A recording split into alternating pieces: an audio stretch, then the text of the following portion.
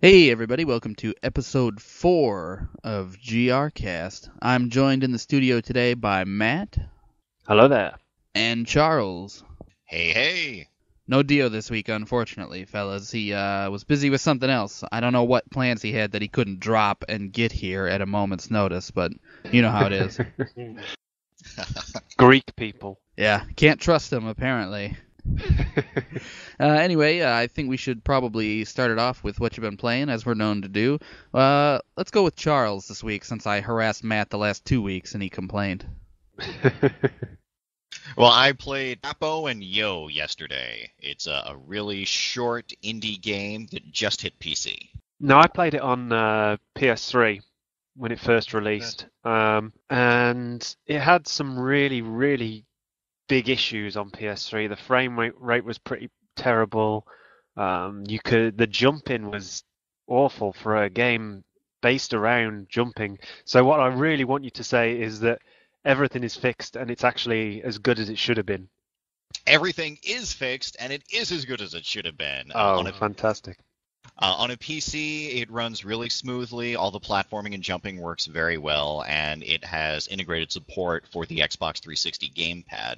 So if you're playing it with a gamepad, it's just like a regular console platformer. But of course, it's not really about the jumping around, is it? No, the story was always fantastic. The way it was delivered was always very, very good. It's just that those problems did kind of interfere with the enjoyment of the overall package, I thought. And for those of you who haven't heard of the game or haven't played it, it's about an abused boy living in a slum in Brazil, and it's his journey through an imaginary magical world where he escapes his abusive father. And in the game, his father is represented by this giant monster that gets angry and violent when he drinks. And I think I've read that the game is actually based either entirely or loosely on the developer's actual experiences with an alcoholic father. Do you know anything? I mean, is that a fact? Well, the beginning of the game says there's a message from the developer saying that he and his brothers and sisters escaped the monster and his father. But the game itself is very surrealistic, so it's not directly based on his life, but I guess more of a fantasy world that he may have created for himself. And I have to say the great thing about that game was that the developers had done such a good job in actually creating the world.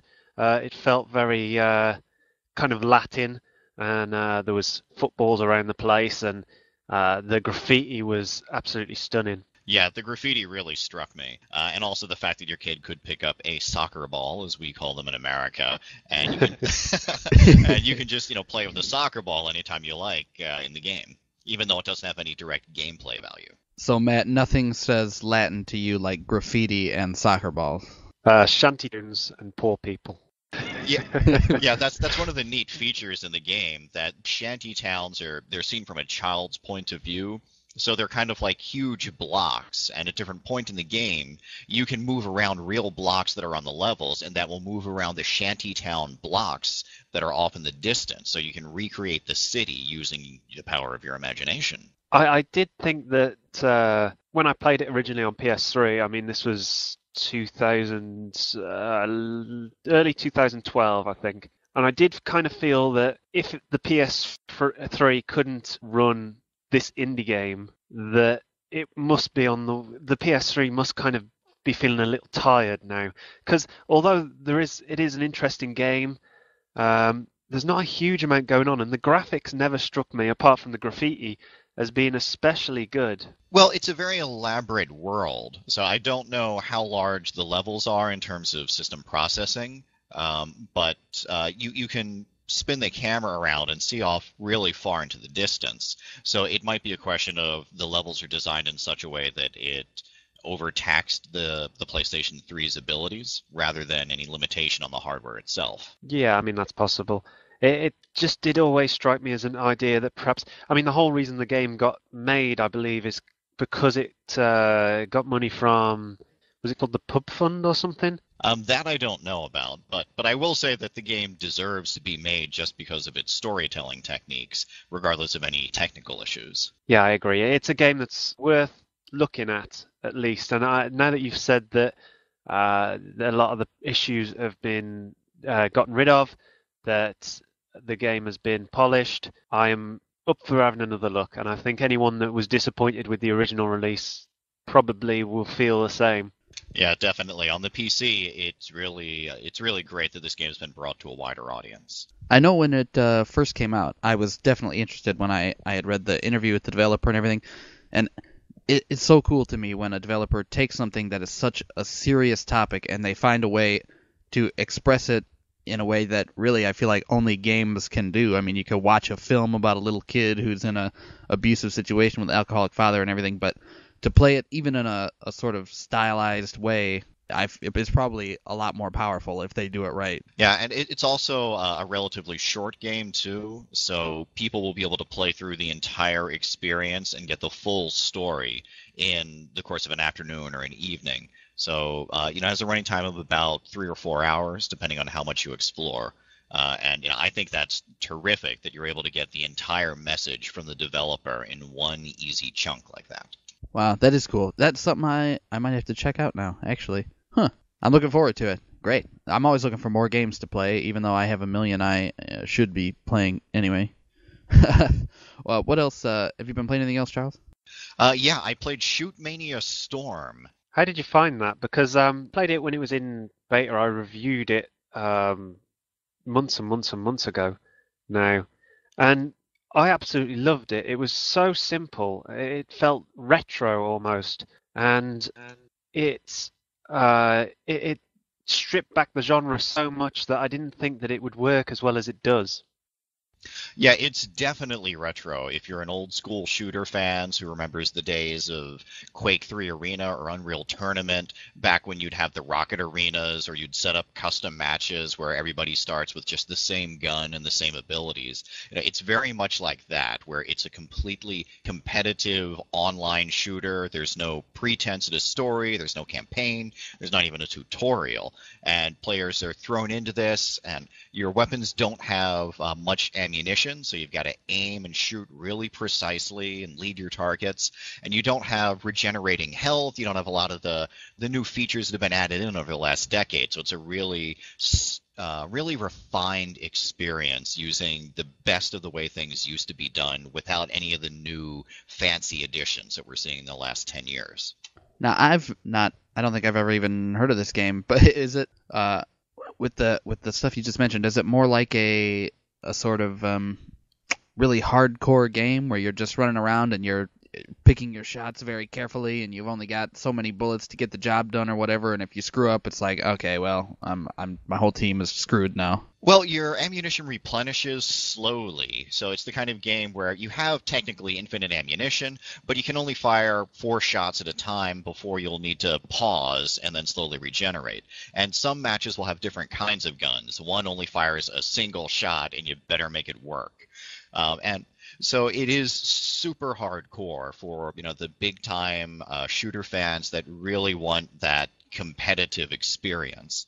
And since it first appeared in beta, there have been a bunch of new modes added to it, and there's new maps. So if you grab it now, in fact, since it launched a week ago, there have been a couple of new modes added. So they're slowly building up new things to do in it, adding in new levels, new game types, entirely new modes and weapons too. With that said, I mean, you used the word hardcore, and to a certain extent, I think that's true, but it didn't feel necessarily like you needed to be a great shooter player to enjoy it. It felt very kind of casual as well. Yeah, everybody is forced on the same level. So as long as you can take a couple of hours to learn how the game plays and change your playing style to match it, you don't have to be a really experienced Twitch game player. You can come in with not really a casual player, but you can be less experienced in shooters and still have fun just shooting a couple of people or trying. And there's also a terrific map building system.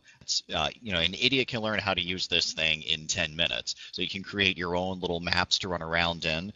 And if you're a more advanced player, there's a scripting system. And when you create your own game, you can add in your own custom features to it and then share this with the whole community. How do you think something like this would compare to like a Counter-Strike as sort of a game that people might play as the competitive, like, professional gamers game. Well, this is very clearly intended to be the competitive game. They've already been doing tournaments, and in fact, when I was at PAX East a month ago, they were doing a live tournament there, even before the game was released. So this is, it's intended to be the new Counter-Strike, or the new specifically competitive game. Nice. That's awesome. And you said, where do you pick this up? Just something downloadable? Yeah, this is exclusively for PC and exclusively downloadable now. Yet another game I might have to check out. This is why we shouldn't do this. Every week I'm in here going, okay, well, there's another game I want to try. Another game I'm going to have to play sometime. I'm still playing games that are like 10 years old that I've played multiple times before. Yeah, I've heard good things about the original Halo.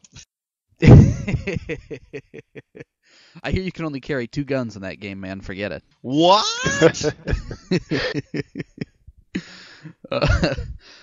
Speaking of only carrying 2 guns, you started playing a little bit of Infinite, didn't you, Charles? I did just start playing Infinite, and now you're telling me I can only have 2 guns at a time? Spoilers, damn it! Yeah, but I am maybe 40 minutes into BioShock Infinite, so I'm feeling like a complete rube as I'm walking around, and it's like I'm trying to savor the experience rather than just bang through it to find out what happens. And so I'm just wandering around Columbia, listening to everything I can and clicking on all the objects I can find just to see what's going on. And there are barbershop quartets singing what sounds like Beach Boys songs. I think something's up there. You're playing that game the right way, I would say. Like, there are plenty of people who, I think I was on a GameFAQs forum or something for it, where people were talking about doing their speed runs, and I managed to beat the game in 7 hours. I just ran straight through and I didn't talk to anybody. And I thought, why are you doing that in this game? Like, if that's just what you like to do, fine, I guess. But the whole idea of speed runs at all, but especially in a game like BioShock Infinite, seems so pointless to me. Yeah, as critics, sometimes we need to make that deadline where you've got to beat the game so fast that you can still write your article and get it in on time. And I have a tendency to try to beat the game rather than experience the game and savor it. I think there are some games that I have to specifically just ahead of time say, I will not be reviewing this game because I absolutely refuse to race through it. Meanwhile, I have upcoming Dead Island Riptide, and I don't really care if I race through that game. I'm just going to shoot every zombie that moves. I'm going to watch their head explode. I'm probably going to laugh about it, and then I'm going to write a review after, slamming through as many zombie faces as I can. Yeah, you'll probably have about 40,000 zombie faces, even just with a speed run through it. That sounds right up my alley, actually. I give it an 11 out of 10, preemptively. I've not even seen a picture of it. Charles says I'll love it. Yeah, I mean, the first one, it was pretty much, it was Grand Theft Auto, Raccoon City. You're just running through this island, chopping up zombies everywhere you go. And, it was a lot like what you said. You run through these basic missions of, go find my necklace, and you just chop up a bunch of zombies with an electric meat cleaver. I love the priorities in that game. I love that you could walk into a camp covered in blood and with zombie parts hanging out of your hair. And then someone would come up to you and say, well, you know what? I forgot our family photo album. Can you travel to the other side of the island and search for it, please? And that's when you hear a shotgun, like, racking a shell in noise, and I say, you bet your ass. And I jump in the Jeep and take off, running over 400 zombies on the way. I don't need an excuse to shoot zombies. I'd do it with no quest line involved. They're just there for the bonus points. Yeah, but I had a little hands-on with Dead Island Riptide at PAX East, and I had a lot of fun with it. It's still a lot like the first game, but there's not necessarily anything wrong with more killing zombies with your customized weapon. Right, that's basically what I think you told us a week or two ago, was that it seems like the first one, they've just added a few things, and I thought, yep, I'm okay with that. I'm just a simple caveman. It doesn't take much to please me as far as games are concerned, I think. Speaking of games that are pleasing me right now, though, I've been playing Tekken Card Tournament for iOS. Have either of you heard of this game at all? I saw the press release the other day, and it seemed it was like really overexcited for the first time ever on iOS. Tekken card tournament, and it was just like no one asked for this game. I certainly didn't. Yeah, it's true. Probably it's a game that I can't believe anybody ever thought to make it. But actually, because I'm a guy who likes to take things that are fine the way they are and add cards to them, I quite enjoy it. It's basically you choose a Tekken character or whatever at the beginning. That's sort of like your character. As far as I can tell, you're not allowed to switch. So I'm not a Tekken person. I saw a skeleton man with a sword, and I thought, all right, this guy's for me. The bear is awesome. Yeah. So basically, the game works. It's almost like a more complicated version of rock, paper, scissors, where the round starts. You have your deck that you have made or whatever. You have a 5-card hand sitting there on the screen, and it shows the two characters standing across from each other, just like any 2D fighting game or whatever. And then you have two choices. You can either focus, which allows you to draw one card into your hand. You can strike, which attacks the other person with all the cards in your hand. Or you can block, which blocks the first 2 cards in the other person's hand. And so then you have to sort of, you're focusing as many times as you want to try and draw, as many cards as you wish before you unleash a strike. But you're hoping that they don't block the first 2 cards. You want to hit them, obviously, with as much attack power as possible or whatever to try and kill them. And they're doing the same thing. If you strike too early and they block, you're starting with 0 cards in your hand again from the beginning, but they might be drawing up to 5, and then they're going to unleash hell on you. It's actually, if you're playing against people, which is, you can play against the computer as like a training thing or whatever, but if you can play against, especially friends, I think would be good. If you were trying to get into their mind and predict what their next move would be. I've had some good fun with it, actually. I've got a review coming. I think it's woefully late at this point, but it is coming, and I enjoy the game a lot. It's pretty cool. It sounds like Tekken, but for the sort of people that would rather play Risk. That you have just described me exactly. If there were exploding zombie heads in this game, 10 out of 10. Well, I like hardcore fighting games and tabletop strategy games. How can we combine these together into one product that I can carry in my pocket? Someone help! The thing is, I like the idea of fighting games, but I'm miserable at them. I can't be bothered. I'm not sure I'll ever buy a fighting game again because it's pointless. But this, I can play this. I can draw a card. I know how to play rock, paper, scissors. So this is right up my alley. Yeah, it's like I can only play fighting games when I'm using a proper stick. And so I've spent the entire last console generation, every time a new fighting game comes out, I buy it, and I'm terrible at it, and I say, that's it, I'm going to go out and buy a $100 fighting stick this time, just so I can play this one stupid game. And then I never do. And I got this stack of 10 years worth of fighting games that I can't play, and they're just sitting on the shelf. So I think this week will be the week that I buy that damn $100 fighting stick. Just wait until the PS4 comes out, and then the first week, buy the system and buy a fighting stick for it, whatever the first one is available, and that thing will pay dividends over the 8 to 10 year lifespan of that console. You'll be perfect at it. Clever. But I do have this 10-year backlog of fighting games I've hardly played. So if I get a first-generation Xbox 360 stick, I'll have another decade of fighting games to play with it, just from the ones that are sitting on the shelf.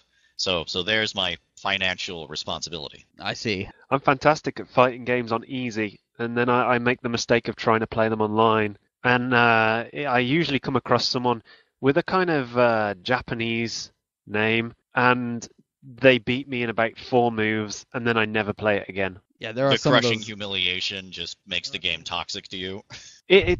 I think that's a fairly common story, that you just head online and get beaten once, and it's just like, I am so bad at this game. I finished the story, I've played arcade, I've gotten some of the trophies, and then you realize that actually you've just been kind of hammering square all the way through, and that's how you fight in these games. And then there are people out there who can do elaborate moves and who don't just press forward and jump occasionally instead of blocking. Yeah, I think that's my experience with all fighting games online too. You load it up, This guy comes at you. I don't think my character ever gets to move except to fall backwards after his face gets kicked. It's like I have no control over him, and then that is just beyond frustrating. I can't even bother with it. That's why you shouldn't play like RTS games, Matt. If you're just gonna lose anyway, lose in 30 seconds on a fighting game instead of 45 minutes after constructing some grand defense and then watching it fall apart. I think real-time strategy games should just be a must-play for every person, just so you can learn to think tactically. Even if you're terrible at it, the first couple of times you get suckered into charging headlong into someone's nuclear strike, that's a lesson that'll stay with you through your life. Not that I ever did that in StarCraft. I agree. I think everyone should be playing turn-based or real-time strategy games. I love them. I've talked, I'm sure, on this podcast about my extreme love for XCOM and how it was the greatest game that released last year. I'm probably the only one who thinks that, but anyway, speaking of getting destroyed online, how's that Dota 2 treating you, Matt? That you're gonna have me getting my ass beat with you on soon. The main reason that I've been looking at that again is because we can play it. Obviously, with your crappy internet, we're limited. But I've played it when it first came out, and it seemed like it was everything that the other Dota games, or the other MOBA games rather, weren't. In that the community was quite nice, and the graphics seemed very kind of, I don't want to say high end, but certainly higher end than Heroes of Newerth or League of Legends. And it just seemed like a very smooth experience. And I've played it since, and it didn't last. As soon as the numbers started going up, it all kind of fell apart. But it's still probably one of my favorites for sure.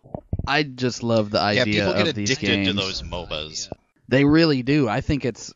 I don't know. This game came from sort of was it Warcraft 3 that the mod was originally for?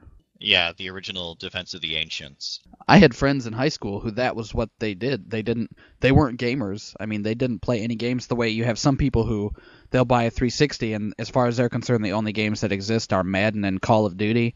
My friend owned Warcraft just because of Defense of the Ancients. I don't think he knew anything about Warcraft. He had probably never played the single player or any other type of map. That was just the Defense of the Ancients game to him. But this was at least true when I was writing about it 12 months ago or whatever. But that game, Warcraft 3, is still one of the most pirated games because of Defense of the Ancients. It's still getting updates. Yeah, there is still a massive community out there that are playing this game. And boy, do they love having new players stop in to see how it goes. I was just on the Dota 2 website there, and I think my jaw dropped a little bit when I saw the characters page, because there's like, 40 of them or something? It's absurd. But I've played a lot of MOBA games through my work at Devil's MMO, and there just isn't a huge amount of variety to it. Even the maps are pretty much identical from game to game because it all came from this one mod. It has just it hasn't really grown. It's just the graphics have improved and the balance has improved, and that's about it. You can go to any game, and how much you enjoy it basically depends on the community. That's a lot of online games, though. I found that the League of Legends players tend to be the friendliest of the MOBAs that I've tried. What have you guys found with that? I always felt that League of Legends is huge, kind of in East Europe, and I tend to find that communication isn't great until you are being insulted by someone. And I found Heroes of Newerth was better than that for the community, and then Dota 2 was better than Heroes of Newerth at the time, but I couldn't tell you now. I've played League of Legends and Heroes of Newerth, and I thought Heroes of Newerth was worse. I disagree with Matt. For League of Legends, I didn't really have that many problems. I mean, any more than you'd expect. It wasn't as bad as listening to random people in the just with a random group on Call of Duty on Xbox Live or whatever. So anything that's better than that, I give it sort of a win. Recently I was trying to figure out what MOBA games can I play. My internet connection's not great, but like I can play MMOs and stuff without too much hassle. I think I have like a 600 millisecond lag or whatever, which obviously isn't grand, but it's less than a second. I don't think it's that big of a deal.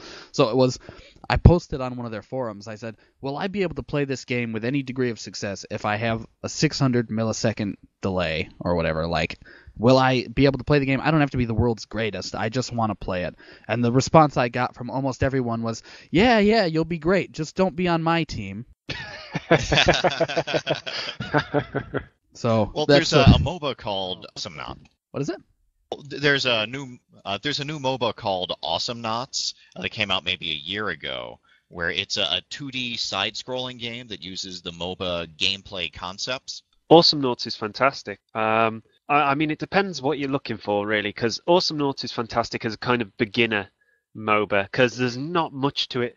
Other than the basic concept, there's not much of it that feels very MOBA. But if you're a console gamer or someone just starting out, the Guardians of Middle-earth, the new Lord of the Rings one, is a full PC MOBA but made for consoles, and they've done such a good job of transferring it. It's a shame that there's some lag issues and all sorts with it, but aside from that, either Awesome Noughts or Guardians of Middle-earth are definitely games that are worth checking out on consoles.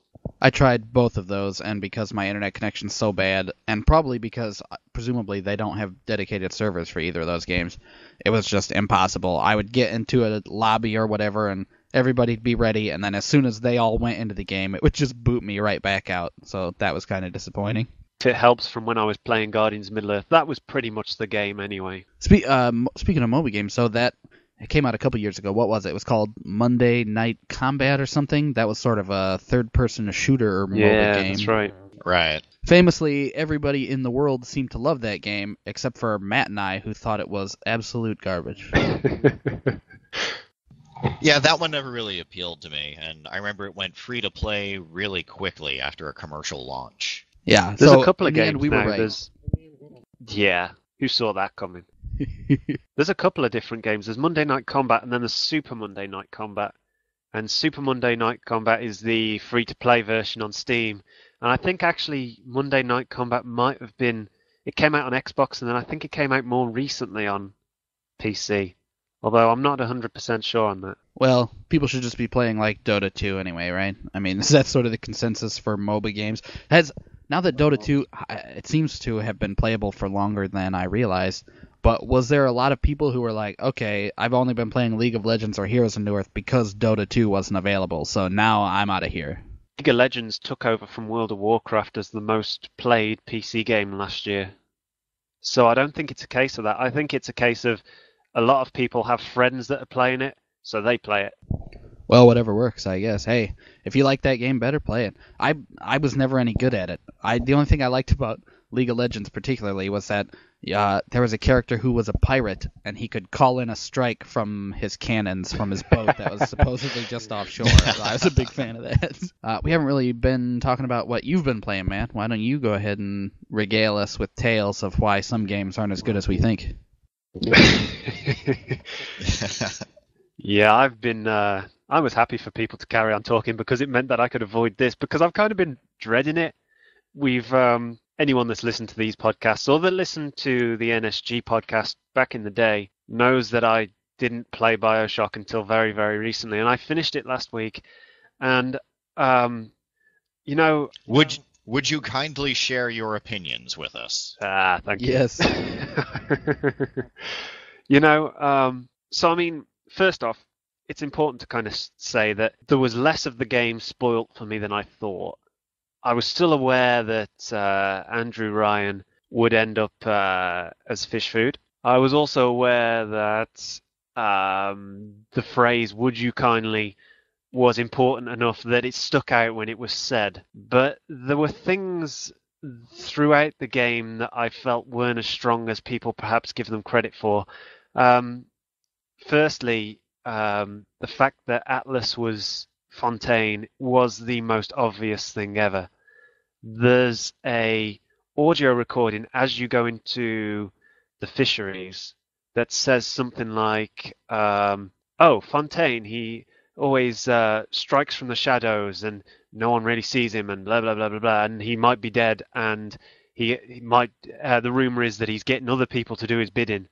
And I thought there's one character that we've met so far that has lasted more than the time it takes you to kill them, and that was Atlas, and he was getting you to do his bidding from the shadows.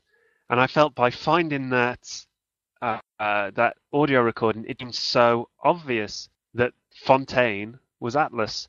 So that twist was kind of lame.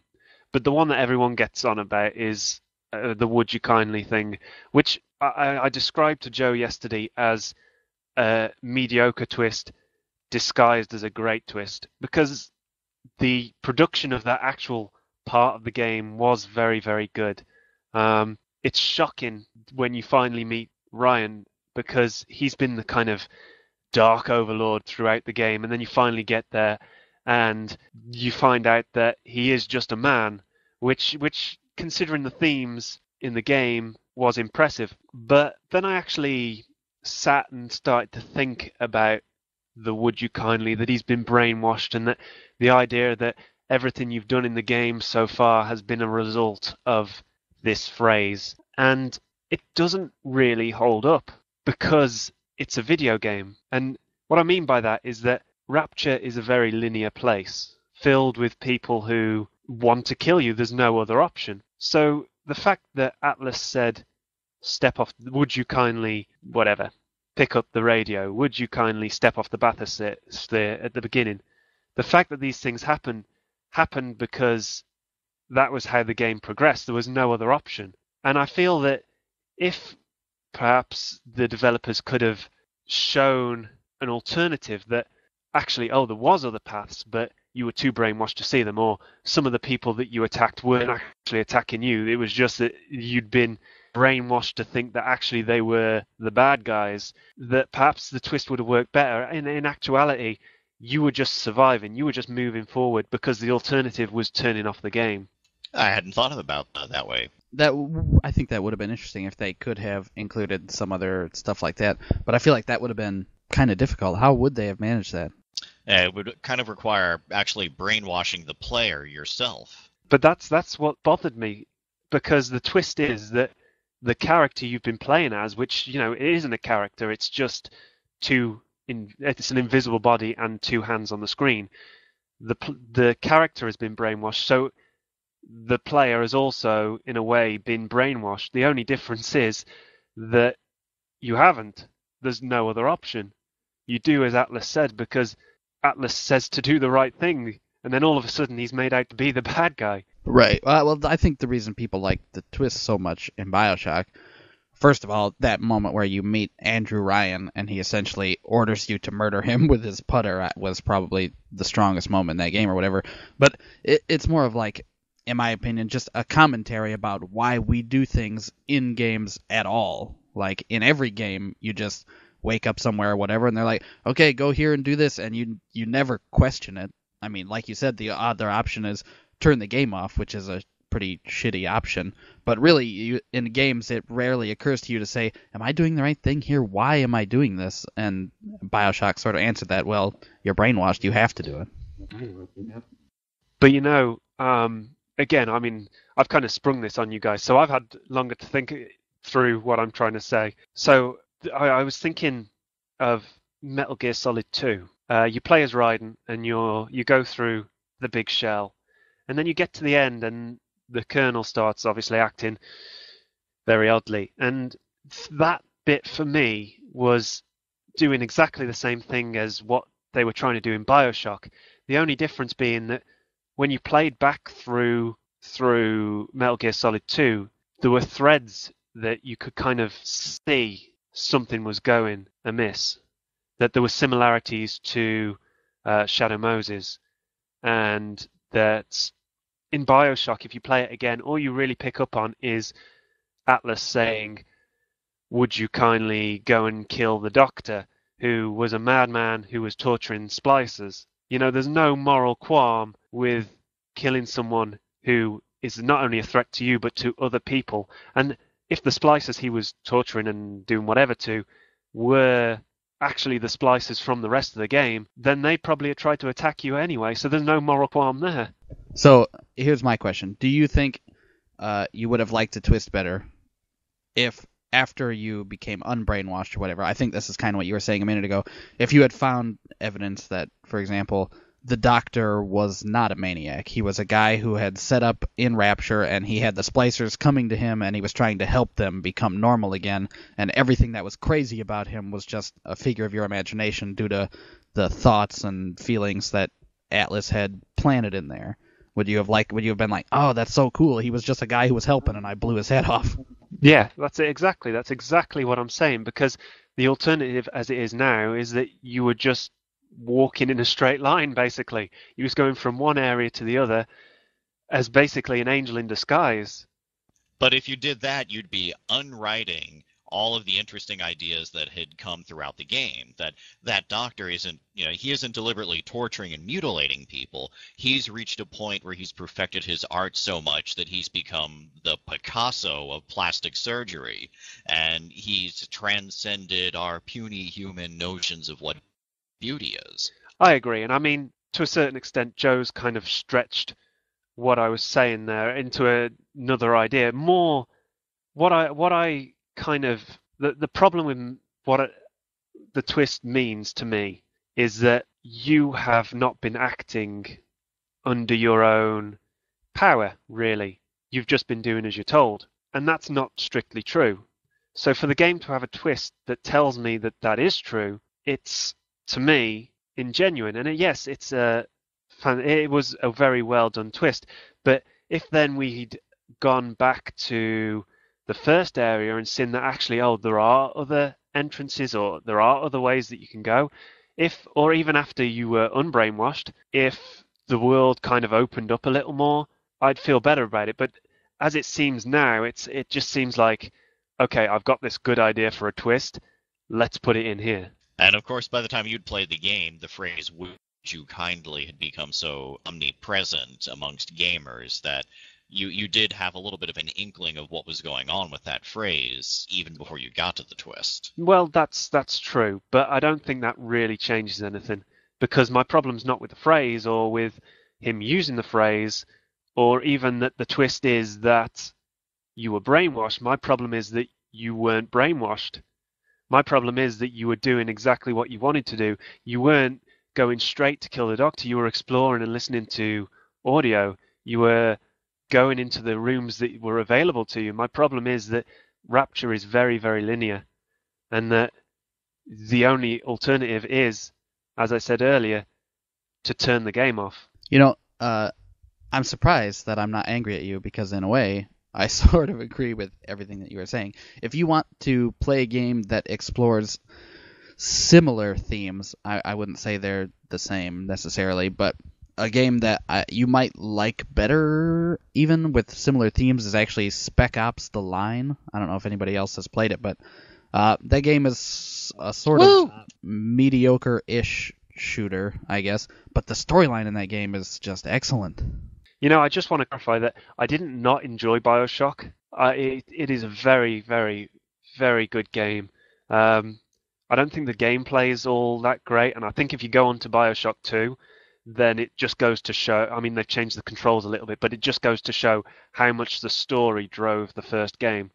I think the world's fantastic, and I think generally the themes and the ideas that are there are very, very strong. I just think that twist, I don't think there's very much like it in gaming, and I think people have so grasped onto it that the idea that it doesn't really hold up has never been discussed very much, or at least not taken seriously by the people that love the game. Well, from a gameplay perspective, you're saying that you want the character to have a wide open world that they could explore, like Skyrim, but the player would still be forced to go on a linear quest despite the geography or topography hypothetically letting the character go anywhere he wants. That's not really yes and no. More that the problem is that Rapture isn't a wide open space. I don't think that the game would have worked if it was. It's no different from Call of Duty or anything else. You walk forward in a straight line, going from one battle to another, and then there's a bit of story in between. Now, the content of that story may be 10 times better than Call of Duty, but you're still doing the same thing. Now, the difference is that when you get to that one part, you're told you're doing these things because you've been brainwashed, whereas that's not true. You're doing these things because there's no other option. Now, I'm not saying there should be other options. I'm saying that the twist isn't as strong as it could be because it's not true. Here's a question for you. Are you kind of saying that you wish that the twist was something that if you were to go back and play the game a second time, you would get more out of it? Because like with BioShock 1, you can play it a second time, and I did, and it's neat to see all the times where he says the phrase and then you go do it, and it's like, aha, I was just brainwashed there. But really, that's all there is to it. You're not seeing different angles to things the second time around. Once that you hit that one note a handful of times, and that's that. But is that more of what you're looking for? Like the first time around, I didn't understand, and the second time, now that I know what I know, it's like mind blowing to see all these things. Yeah, that would have helped, I think. I think if, and I'm trying to think of the best way of kind of suggesting how it could have been better implemented without saying that the whole twist should have changed or the whole game should have changed, because basically that's what the problem is. The twist didn't really mix well with the game itself. But I think if it had been deeper in the story, then I would have been probably happier with it. And as I say, it was delivered very, very well, because then you go into, you find the little room that's got it sprawled all over the walls, and then you go into Ryan, and he, as you say, basically commits suicide. And it's a very powerful moment, and I don't want to take away from the power of that moment by saying that the twist wasn't great, but I don't think it was implemented as well as it could have been. I don't think that saying that you were doing something because you were told to is applicable to a game where there's no other choice. If you leave the bathysphere and just stand there, that is the only way that you can not do as Atlas told you to do. And I get what you were saying earlier, Joe, about it's a comment on perhaps objectives in games, and that kind of makes sense in a I've analysed it after the fact sort of way. But at the same time, I do think that perhaps when you look at the twist as part of the wider game, it doesn't really stand up to scrutiny. If you sit there open-mouthed and go, that was a great twist, that is the enjoyment you can get out of it, I think. You can analyse the themes behind it, but if you try and look at it as part of the game, it doesn't really work as well. Well, I have good news and I have bad news for you, Matt. And the bad news is that probably everyone in the world is going to hate you. Like you said, as soon as you criticize BioShock on Twitter or whatever. That's fine. Yeah, they're very frustrated. The good news, however, is that game that I described to you that you said, yeah, that sounds like that would be better, that game is BioShock Infinite. This is what I was saying, though. The first week that I started playing it, and I came on the podcast and said, well, actually, you know what? There are parts of it that aren't as good as people are saying. And it was that there is such a fantastic foundation there that they can only build on it for BioShock 2 and Infinite. And I have to say that I've played a bit of BioShock 2, and they screwed it up so badly that Infinite can only look, well, infinitely better. Well, about BioShock 2, you should definitely stick with the game, and you should get the Minerva's Den content, because that's another terrific piece of storytelling. Yeah, I plan to finish it. But I just want to, when we first, I think it was episode 2, I said that the gameplay in BioShock 2 wasn't as good. The world was fantastic, but there were problems. And I think that I pretty much stick by that. I think there is an attitude that from core gamers where there's proper games and then there's stuff like Call of Duty. And I think there's a kind of pretentiousness there where you're not allowed to at all criticize these games unless you have bad taste or whatever, and that remains true.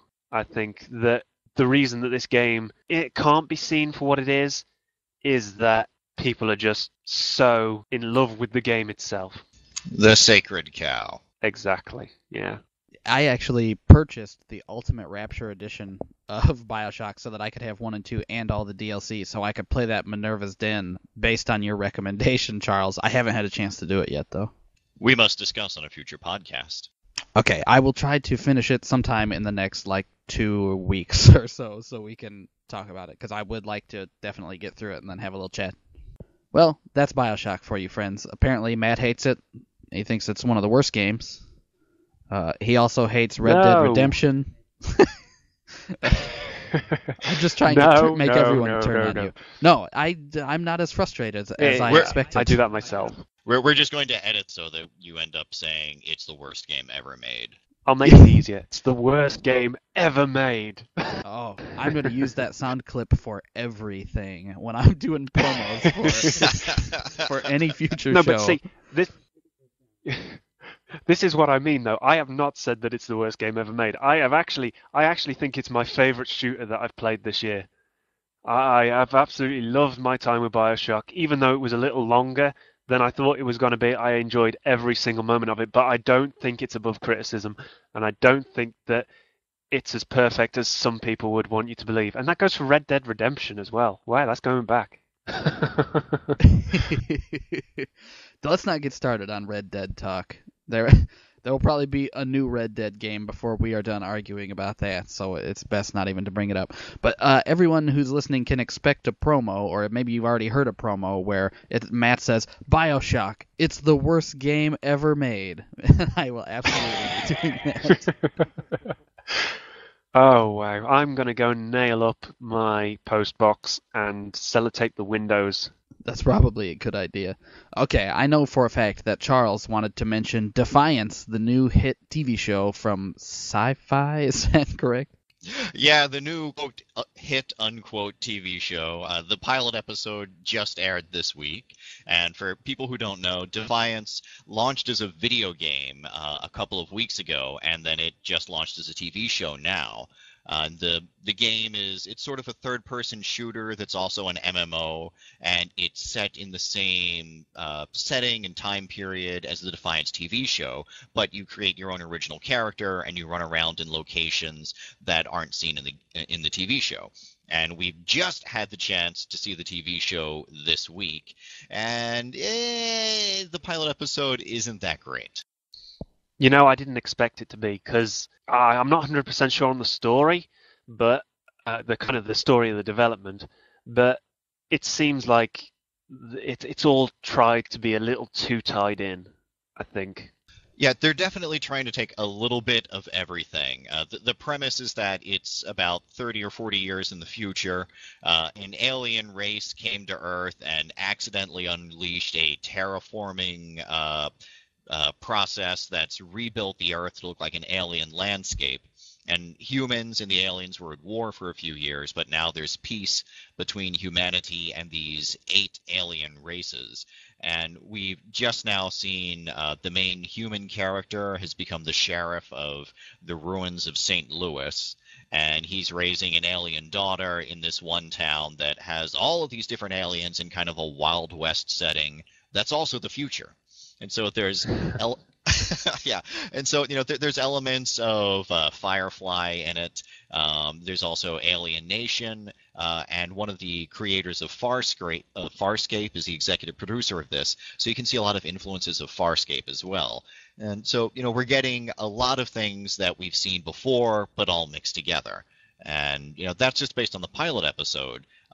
So maybe it'll change when episode 2 comes, or over the course of the first season. But Matt, you reviewed the game a few weeks ago, right? That's right, yeah. And I've got to say, I mean, one of the things for me that was so amazing about Defiance is that they've done it right. And that sounds really kind of vague, but I've played console MMOs, and I play a lot of MMOs, and they've just managed to make everything work as it should. The skill tree is a little off, but aside from that, it's an MMO on a console, and it's playable, which in itself is such an amazing achievement. And it shouldn't be, but it is. And the TV show doesn't really enter into kind of even something that I'll probably watch, but the fact that it works as well as it does means that it should at least be tried out, I think, by most people who are interested in such a thing. Now, I played it on the PC, and one of my problems with the PC version of it is that it's a little too much like a console game. When you bring up certain menus, there's a radial wheel that's obviously intended to work with the analog sticks on a gamepad controller. It does actually work with the 360 remote on PC, so there is that option there if you want. The little I tried it with the mouse and keyboard, I could see it was meant for consoles. But what I wonder is if it was always planned for consoles and then at a later stage they decided to bring it over. Because you can tell it's a console MMO just by looking at it anyway. The graphics seem like something off the PS3. You can see it there.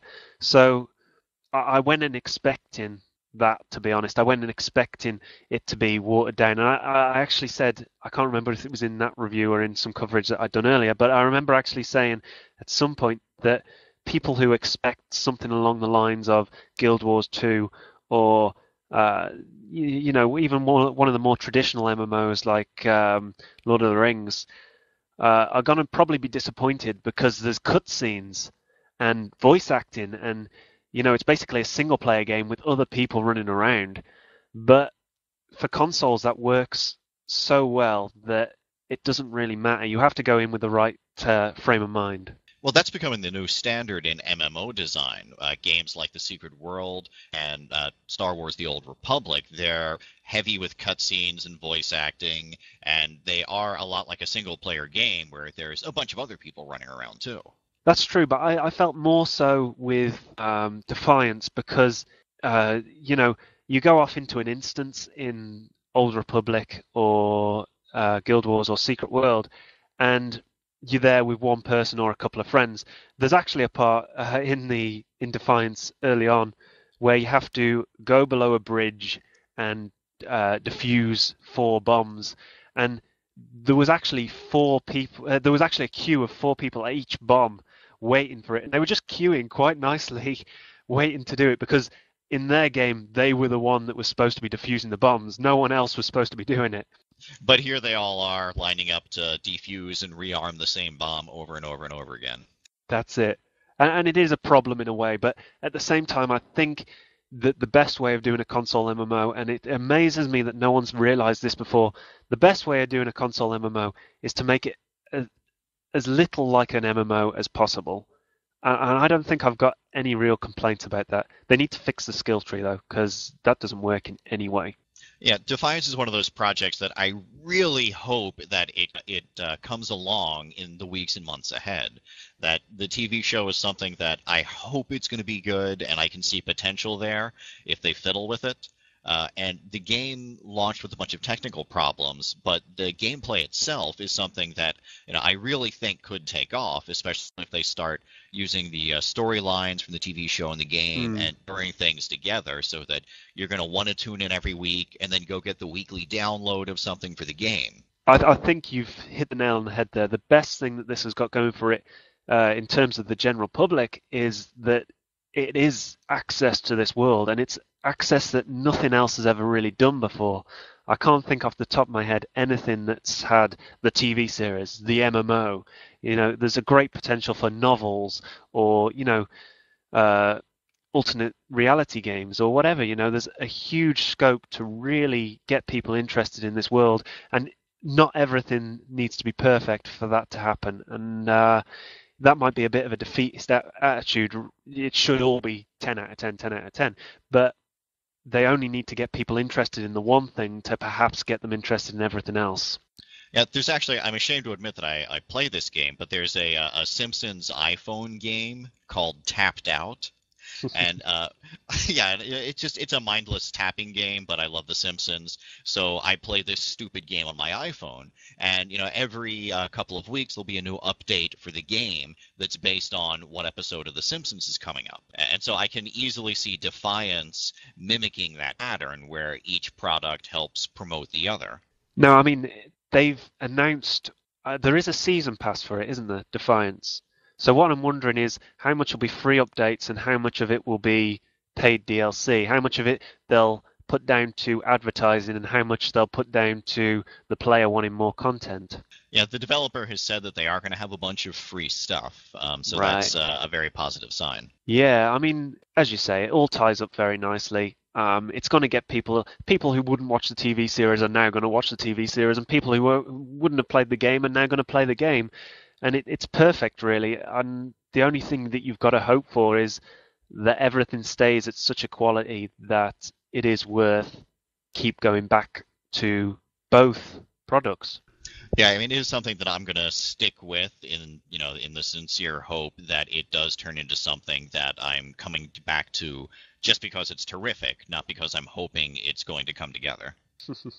Here's my question. Yeah. But I'll ask you one last question before we wrap this thing up.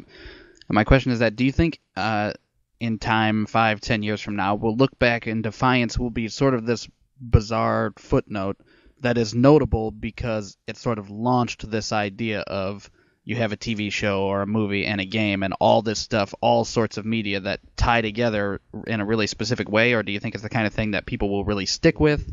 I mean, I think that when you look at the gaming industry as a whole and the state that it's in, where people are so anti-DLC and anti-advertising, basically they want exactly the same thing that their parents were buying for them 20 years ago. I think that developers and certainly publishers are going to be looking for any sort of option for extra cash. And if they can kind of access this huge untapped potential of people that don't play games by making a movie or by making a TV series, then that will be what they'll do. Yeah, I think that it's definitely going to stick around. My reference to the Simpsons iPhone game, I think that's going to become a standard where every TV show is going to get some online multiplayer game as a tie-in, and I think that it's going to be more complex, and Defiance is probably going to be remembered as the first really big attempt at this. well, I am interested. I know I might check out the show. There's always places that could go and maybe get a little better. The game, with my internet connection, is probably not going to happen, unfortunately. But I'm interested to see where they can take this idea going forward. I'm sure there's other people, like you say, it will probably just become sort of a standard thing. And if this game acts as like a springboard to get more people interested in bringing more franchises together in ways outside of just the game or just the show or just the comic or whatever, then hey, who can say they're doing something wrong? Well, I think that is about it for us this week. And gentlemen, thank you for joining me in the studio today. All right, thank you for having me. Thank you. And that's it for us. We are out.